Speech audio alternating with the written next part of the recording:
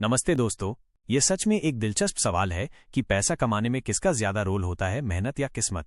आज हम बात कर रहे हैं मॉर्गन हाउसेल की शानदार किताब द साइकोलॉजी ऑफ मनी के दूसरे अध्याय लक एंड रिस्क की। यह अध्याय हमें गहराई से समझाता है कि सफलता और असफलता की कहानियों के पीछे हमेशा केवल प्रतिभा या अथक प्रयास ही नहीं होते। कई बार अप्रत्याशित किस्मत और सोची समझी जोखिम भी उतनी ही महत्वपूर्ण भूमिका निभाते हैं। तो इस चर्चा को अंत तक जरूर सुनिएगा, क्योंकि ये आपकी सोच के क्षितिज को विस्तारित कर सकती है। किस्मत बनाम जोखिम, स्टीव जॉब्स और बिल गेट्स की कहानी। इस अध्याय में मॉर्गन हाउसेल एक अत्यंत विचारोत्तेजक उदाहरण प्रस्तुत करते हैं, बिल गेट्स का। बिल गेट्स निस्संदेह रूप से अमेरिका के सबसे धनी और प्रभावशाली व्यक्तियों में से एक हैं। लेकिन क्या आप इस तथ्य से अवगत हैं कि उन्होंने एक ऐसे हाई स्कूल में शिक्षा प्राप्त की जहां कंप्यूटर उपलब्ध था?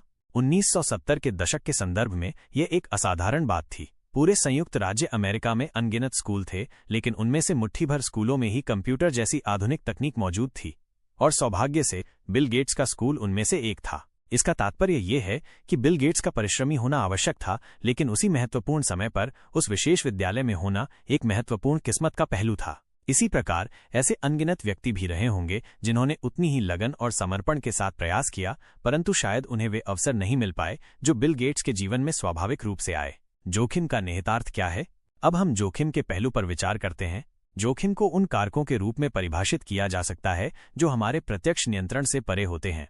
उदाहरण के लिए, एक महत्वाकांक्षी स्टार्टअप की शुरुआत करना, वित्तीय निवेश करना या किसी नई करियर राह को चुनना, इन सभी में सफलता और असफलता दोनों की संभावनाएं अंतर्निहित होती हैं। और कई बार ऐसा भी होता है जब आप अपनी ओर से हर संभव प्रयास करते हैं, सभी सही निर्णय लेते हैं, लेकिन फिर भी वांछित परिणाम प्राप्त नहीं होते हैं। इसका अर्थ ये नहीं है कि आपने कोई त्रुटि की, बल्कि ये संभावना है कि उस विशेष क्षण में किस्मत या समय का पहिया आपके अनुकूल नहीं था। केवल सफलता की चकाचौंध में न खोएं, असफलता के मौन पाठों से भी सीखें। हम अक्सर उन प्रेरक सफलता की कहानियों को पढ़ते हैं, जैसे कि कोई व्यक्ति असाधारण रूप से धनी बन गया, उसने एक अभूतपूर्व व्यवसाय खड़ा किया, या उसने एक विशेष स्टॉक में बुद्धिमानी से निवेश किया। हालांकि हम उन अनगिनत व्यक्तियों की कहानियों पर ध्यान नहीं देते जो उसी राह पर चले लेकिन असफल रहे। इसका कारण सरल है, उनकी कहानियां अक्सर गुमनामी के अंधेरे में खो जाती हैं। मॉर्गन हाउसेल हमें सर्वाइवरशिप बायस के जाल से बचने की सलाह देते हैं, जिसका अर्थ है केवल जीवित बचे और सफल व्यक्तियों के अनुभवों से ही निष्कर्ष नहीं निकालना। हमें उन लोगों के अनुभवों से भी सीखना चाहिए जो असफल हुए, ताकि हम उन क्षेत्रों की पहचान कर सकें जहां जोखिम का स्तर अधिक था। तो हमें क्या दिशा अपनानी चाहिए? इस अध्याय का सबसे महत्वपूर्ण सार यह है कि हमें दो मूलभूत सिद्धांतों को सदैव याद रखना चाहिए। हमारी मेहनत जितनी महत्वपूर्ण है, उतना ही समय और भाग्य भी महत्वपूर्ण भूमिका निभाते हैं। हमेशा अपने निर्णयों में कुछ गुंजाइश रखें, अर्थात यह मानकर न चलें कि सब कुछ ठीक वैसा ही होगा जैसा आपने योजना बनाई है। इसलिए वित्त, करियर और जीवन में महत्वपूर्ण निर्णय लेते समय थोड़ी विनम्रता का भाव रखना अत्यंत आवश्यक है। यह स्वीकार करना कि कुछ चीजें हमारे नियंत्रण से बाहर भी हो सकती हैं। तो दोस्तों, ये था लक एंड रिस्क अध्याय का सार मॉर्गन हाउसेल की उत्कृष्ट कृति द साइकोलॉजी ऑफ मनी से।